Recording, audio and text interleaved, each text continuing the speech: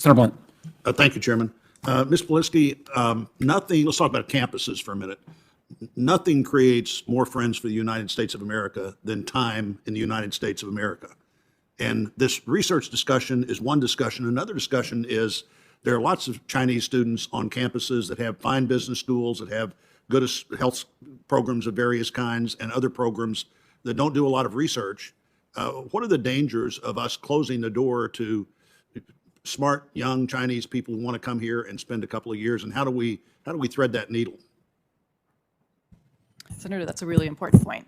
And it's really important to make that to distinguish between undergraduates, graduate students that are studying things that that we're concerned with. And I think it circles back to the remarks that I made about acknowledging how different our systems are. Because we can't possibly understand, I think my colleagues also spoke to this, the amount of pressure that some of those students can be under if their families are still in China. The most recent Global Human Rights Watch report that came out talks about surveillance happening on U.S. campuses of these Chinese students. Well, I think we have to be careful there, because just like we can't understand the pressure they're under, they can't understand what the United States is like in the same way as if they were here.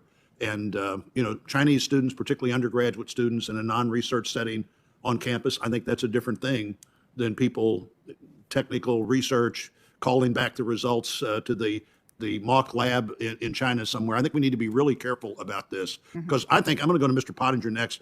It seems to me that there is a likely change in a mindset here.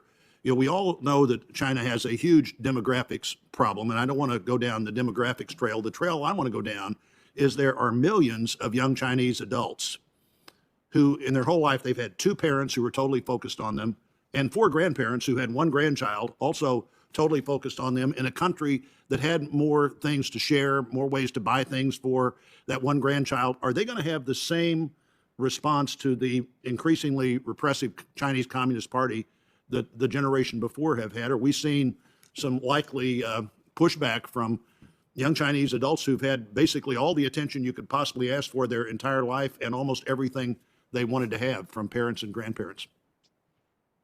Yeah, Senator, there's been recent reporting. Some interesting reports have been written about sort of this ennui that is afflicting the younger generation of Chinese young men and women. I think that that the Communist Party has systematically removed from Chinese culture so many of the elements that could enrich people's lives, including faith, including what had been in the late 90s into the early 2000s a growing amount of free exchange and discourse. Those things are now going in reverse. You're seeing the systematic stamping out of civic life, whether it's secular or religious. The most extreme example is the genocide taking place against traditionally ethnic Muslim minorities in Northwest China, but also against Christians and others. And access to outside information is getting more restricted. Let me see if I can get, thank you. Let me see if I get one quick question. So Billy Maneva, what of this increasing, more restricted society, how is that, in all the ways you've looked at that, how is that coming generation going to react to that in a different way than their parents and grandparents have? Senator, thanks for the question. I think your premise is correct. We are seeing that kind of slow change, but I would proffer that Xi Jinping is seeing that same change as well, and he's becoming more draconian. They've become the most impressive surveillance state in the history of the world, not only domestically in China, but as well as we heard here in the U.S. Those 320,000 students who come into the U.S. are forced to have Chinese phones with WeChat, so the Chinese can monitor them here. So when you are here, whether you're a student or a researcher, and you get a call from the Ministry of State Security asking you to do something for them, and your grandmother is sick or your father needs a job, you are going to do whatever they ask you to do. So as much as we see a change in the want of the Chinese young people to get internet, the quicker we see that, the quicker the Chinese Communist Party disallows them to have the internet. Thank you. Thank you, Chairman. Thank you.